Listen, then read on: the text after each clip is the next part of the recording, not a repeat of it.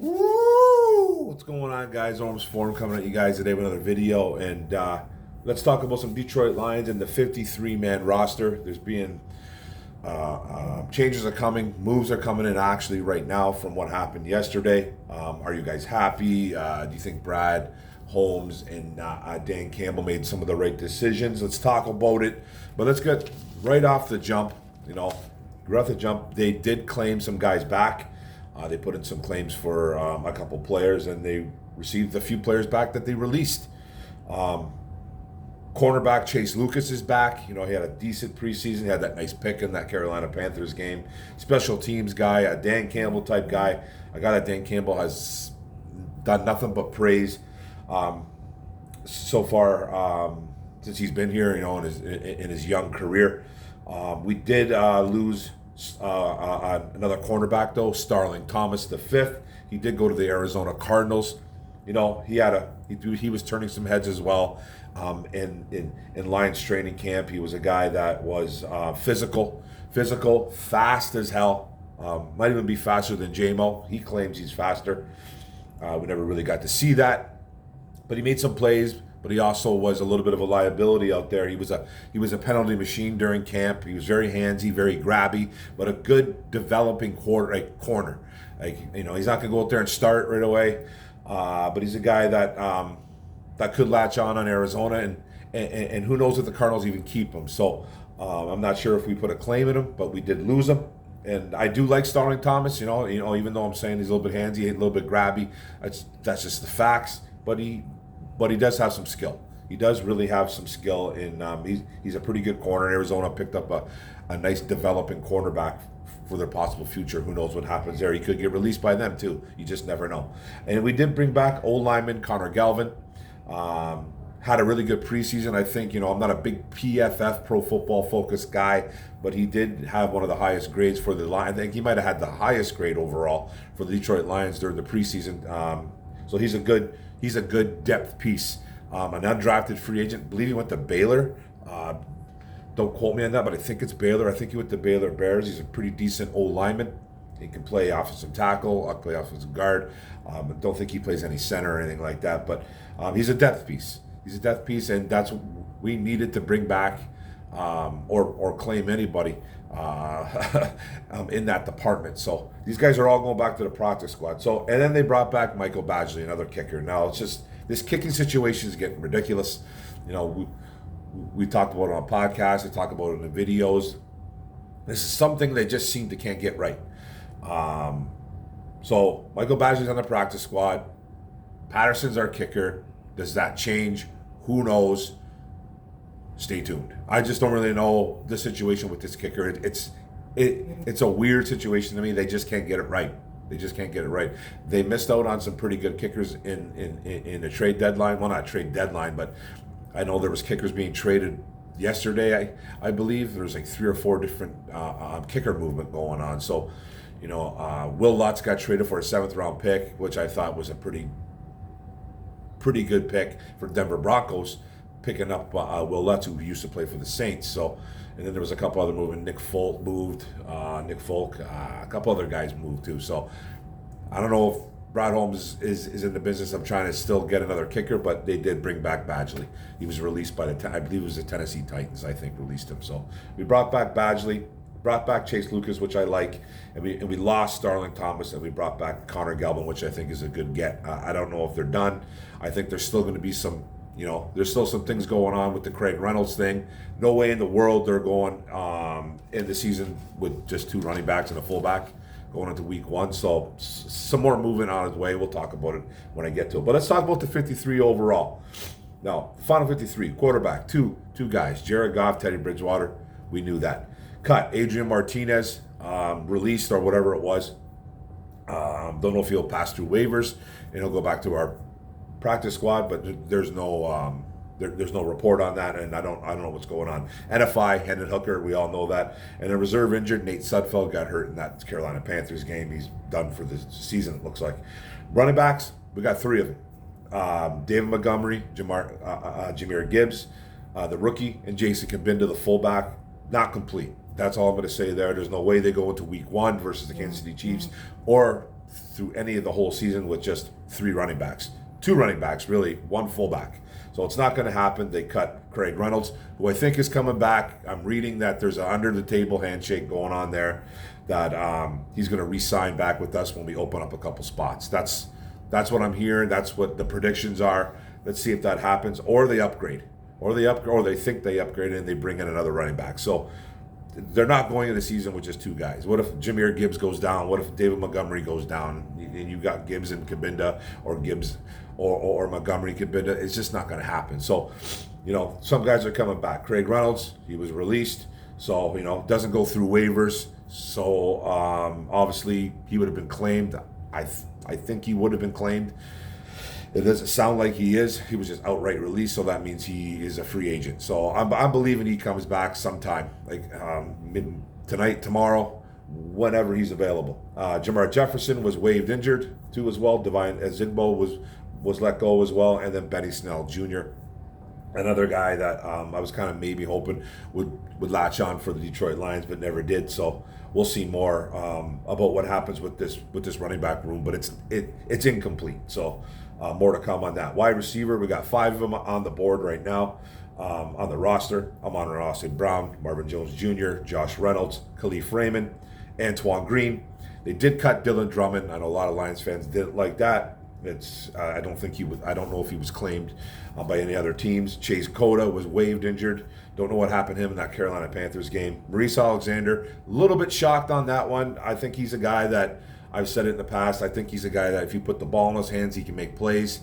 But it's a pretty decent room in there. I don't know. I just don't know where he's going to get snaps over guys like, he's not going to get snaps over Raymond, Reynolds, Woody over Marvin Jones Jr. at this point in his career. I don't know. And then Antoine Green, and he's kind of a question mark right now, but he was a 7th round pick, and he was drafted by Brad Holmes, obviously. So and he's got some upside. Antoine Green's got upside, but I do like Maurice Alexander. I was kind of hoping we were going to bring him back, and he's a great special teamer. And then we let go of Trinity Benson, and then we let go of Jason Moore. We brought him in too for a camp body, gone. Avery Davis, gone. A couple guys right there. So 5 right now. Are they going to carry 5 all year? I'm hoping they carry one more guy. I think one more guy is coming into the mix sooner or later. And then reserve suspended. Jameson Williams, we need him back. That's not happening until week 7. So the tight ends, 3 of them: Sam Laporta, the rookie, Brock Wright, James Mitchell. Nothing really different there. Don't sleep on James Mitchell this year, though. I like him a lot as a receiving tight end. Sam Laporta will be good too, and Brock Wright just solid. So cut Daniel Helm, guy they brought in late. Darnell Daniels, another guy they brought in late. 2 camp bodies were released. Reserve injured, Shane Zylstra. So he's done for the year as well, but no real difference there. The O-lineman, we got 8 right now. We did bring back what's his name? Connor Galvin. So it will be 9, but he's on the practice squad. So still 8. Taylor Decker, like your starters: Taylor Decker, Jonah Jackson, Frank Ragnow, Halapula Vaitai, Panay Sewell, Graham Glasgow, Matt Nelson, and Colby Sorsdal. Don't know the infatuation. I don't understand the infatuation with Matt Nelson either, but he knows the system. So we'll see what happens there. But cut Coyote Iwosika, Herman Ifedi, another 1st-round bust. Bobby Hart, Alex Mollett, an XFL guy, Ryan Swoboda, a UDFA, Max Persher, don't know much about him, Brad Cecil, Obina Eze, that project's done. Darren Paulo, he seems to be coming back and forth a little time to Detroit. And then I did have Connor Galvin down here now, but he is back with the practice squad, and I think that was a really good pickup by them, because he did have a good preseason.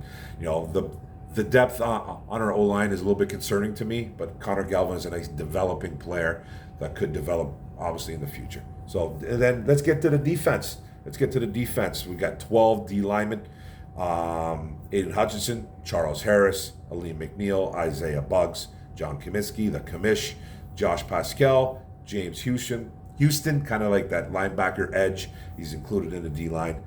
Broderick Martin, the rookie, Romeo Akwara, Levi and Ruzarike. Congratulations to Levi for making the team. That's awesome.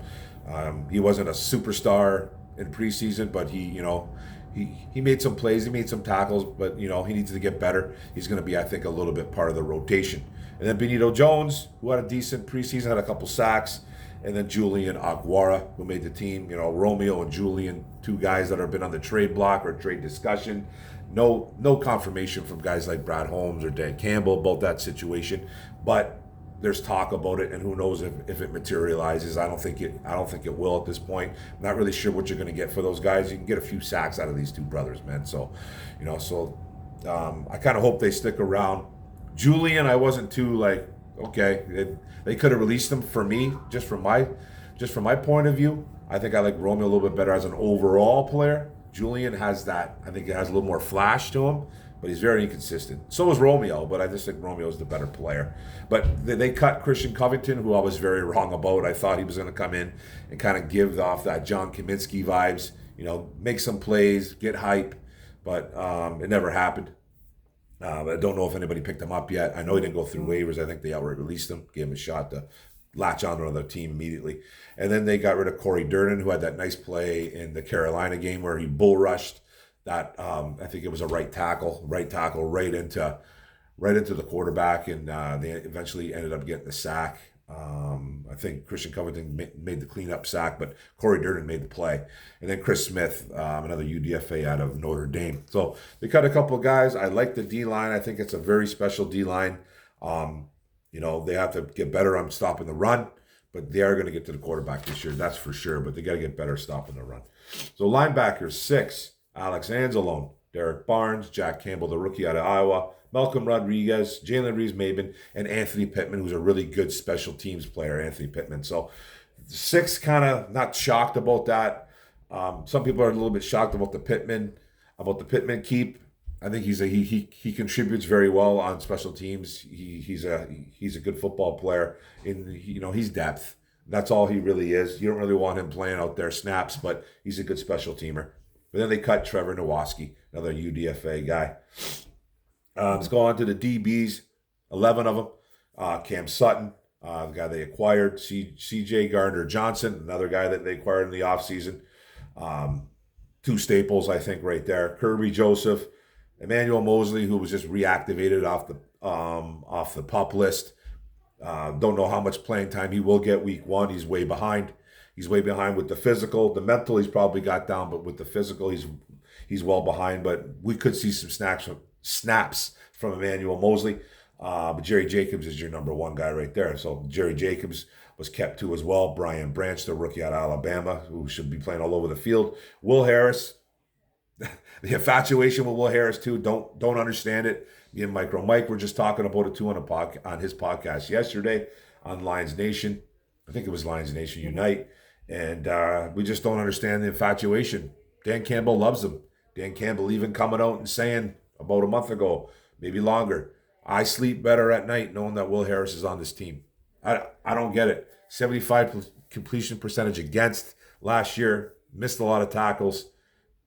Penalty machine, it seems like. Seems like he gets burned for touchdowns.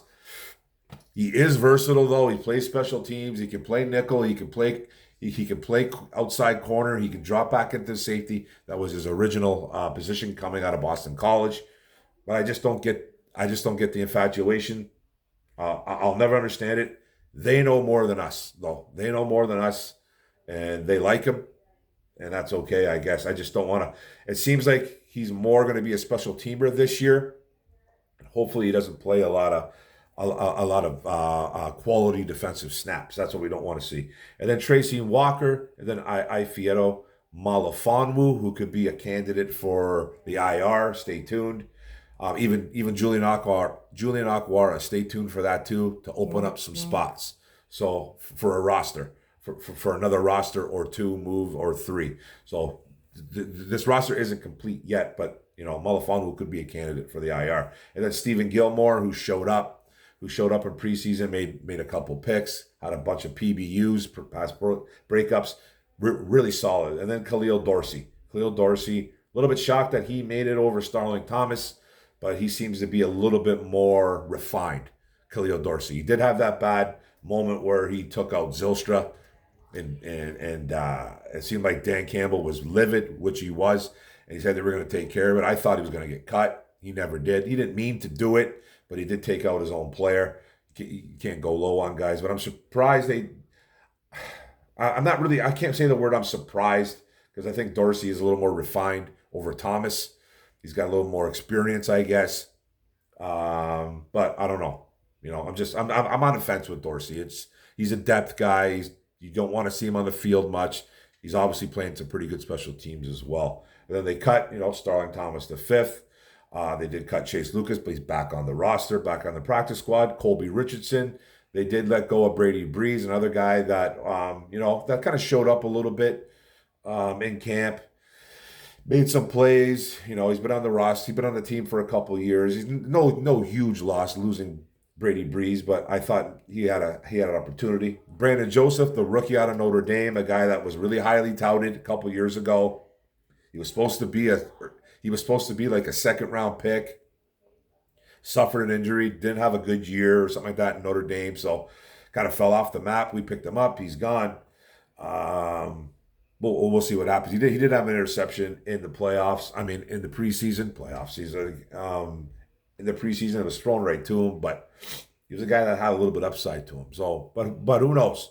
Who knows? He's cut. I don't know if he was released. I don't know if he was picked up by any other team. It doesn't look like anything right now. Maybe news will come. So who knows? But I actually did like him. And then Scott Nelson, I think he's a Detroit native.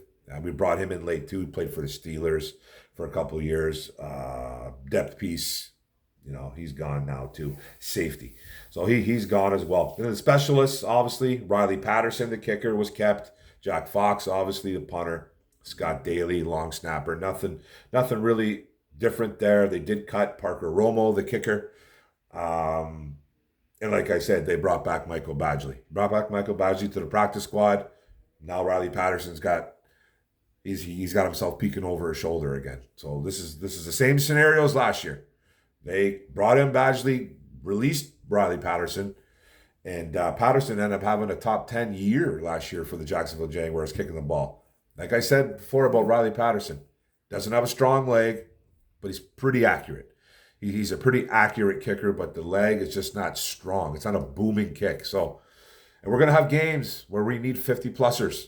We're going to have games where that's just going to happen, man, where the offense is maybe a little bit stale, or it's coming down to the wire, coming down to the half, coming down to the game, fourth quarter.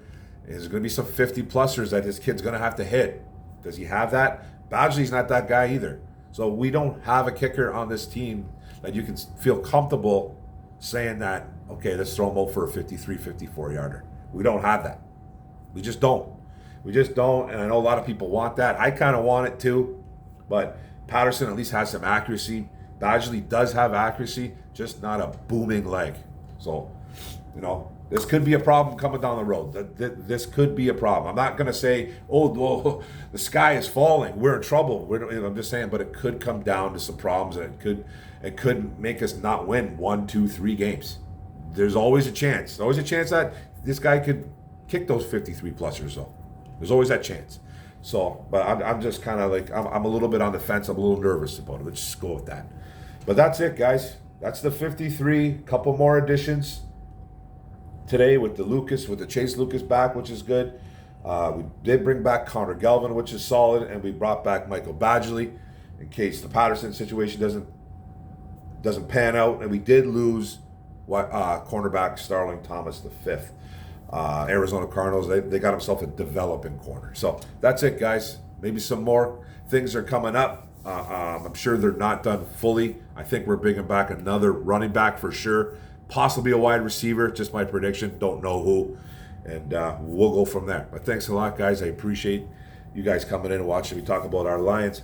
Don't forget to hit the subscribe button on the bottom right. Don't forget to hit the notification bell up top. Don't forget to like, comment, share this out. Thanks a lot, guys. Go Lions, one pride. Boom. Let's go. 8 days.